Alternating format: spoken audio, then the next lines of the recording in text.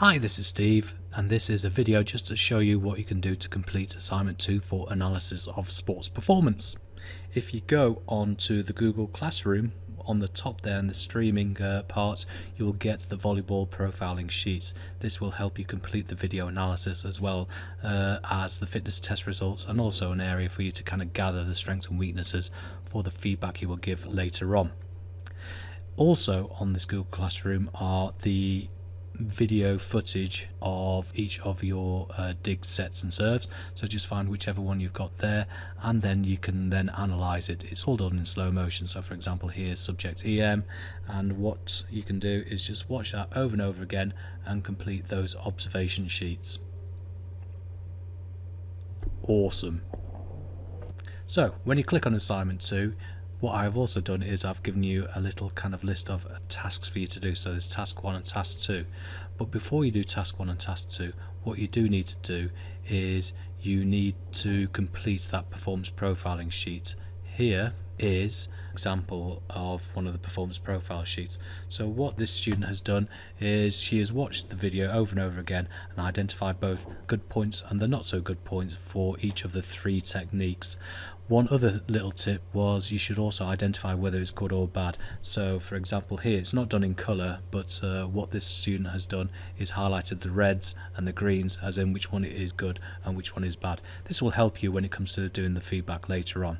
So as you can see, this person has completed it all. After the 3 techniques that you've analysed, there should be also a sheet with the results on there. If you haven't got the results, then what you can do is go back to the assignment, and if you scroll to the bottom there is fitness test results for volleyball.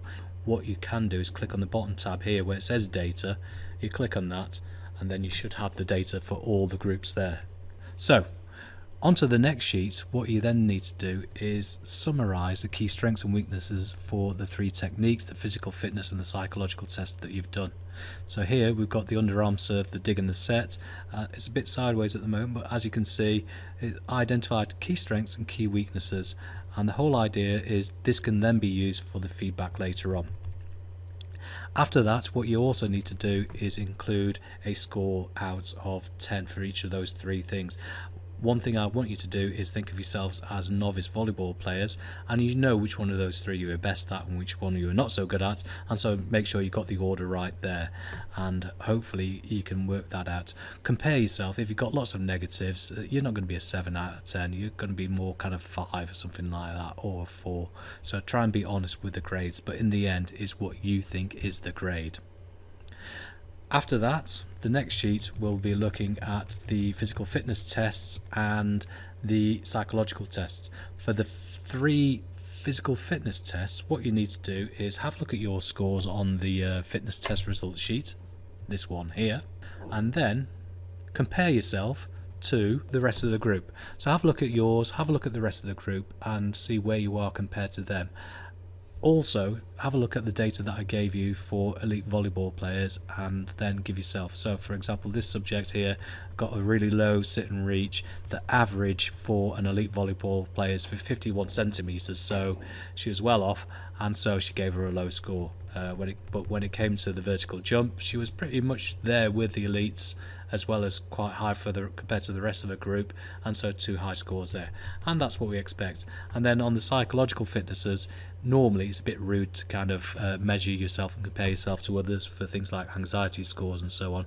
So just have a look at your individual scores, and if the questionnaire indicates that you've got high motivation, then indicate on here that you've got high motivation. If you've got high anxiety, it goes the other way around. Instead of giving a high score out of 10, give it a low score. So the greater your anxiety, the lower your score should be. So that's that sheet done. After that, it's the one that we did as an example a few weeks back. So you've got here, you've got the different things. Remember, we didn't do the smash, we didn't do the press up, so just change that to sit and reach. And then the first column, of course, is the levels of importance. And as in here, the most important ones for a novice are the 3 techniques. Of course, if you're an elite, we'd put more focus on the importance being the 3 psychologicals. Then input your scores into there, and then do your little calculations to show that what your discrepancies are. And with that, what you can then do is make that radar diagram. So that is that sheet done. So what do you hand in? Well, this is this subject, this learner, she has handed in, first of all, that sheet there. She scanned in that sheet and handed in with submission. The other thing she has also handed in is this upside down document, which is just the 3 psychological tests. So these psychological tests will then be able to kind of prove that you've been able to kind of assess yourself independently. So there are those 2 documents here, and then the third one, of course, is the actual assignment itself. So looking at this assignment, one thing you should be doing is completing the front sheet. So here you can see that they have done that. The one thing they haven't done is added the learner's comments in there, and or tick the box here, of course, to show that this is your work and not copied and plagiarized. And then the last thing that has been missed on here, of course, is where's the evidence, what page number are all these things. And if you can do all that lot, then I'll be happy, and so will the external examiners. So if we scroll through this document, there's the tasks. You can read those tasks, they are helpful. You will find the next thing is the record of practical activity. This is used to assess P3 and M2. To get the merit criteria, what you need to do is show that you've done all these 9 assessments independently. I haven't sat down and shown you what to do, you have done it yourself. So evidence is, for example here, what this learner has done is done photographs showing that they're doing the 3 physical fitness tests, and then just a quick sentence saying this is me doing it independently. Spell it right though. And then the next thing this learner has done is just said, I've analysed the serve, dig and set.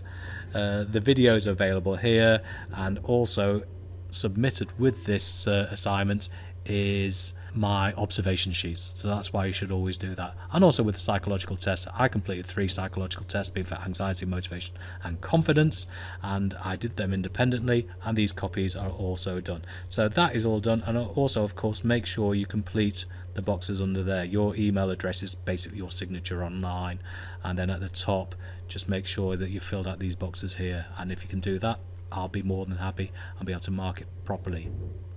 The last thing you need to do is you need to kind of get all this information and put it together in some feedback that you can give to an athlete.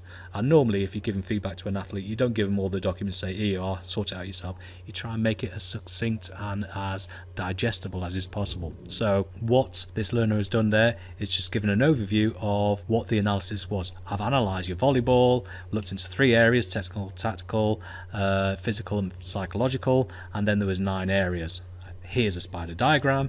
Then after the spider diagram, you just summarize what you've done on the sheets. So talk about the boxes, say for example here, just say one of your weaknesses was your sit and reach. In the sit and reach, you got a score of this, compare it to an elite volleyball player, done that. So this is the kind of feedback you do. So just go through all these sheets and identify it.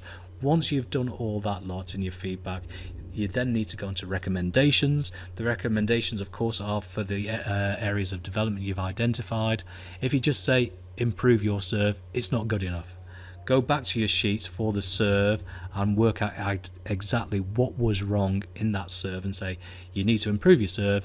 We noticed that this area was not correct, so we need to do that, and that's the start of it. And to get the full distinction, of course, what you need to do is then provide examples of, say, drills that will help improve that area of weakness. Of course, if it is like you need to improve your vertical jump or your agility, what you can do is recommend kind of gym exercises that will be able to kind of improve that power and explosiveness. When it comes to the psychologicals, just Google how to improve, say, anxiety in sport and things like that. They will come up with lots of examples.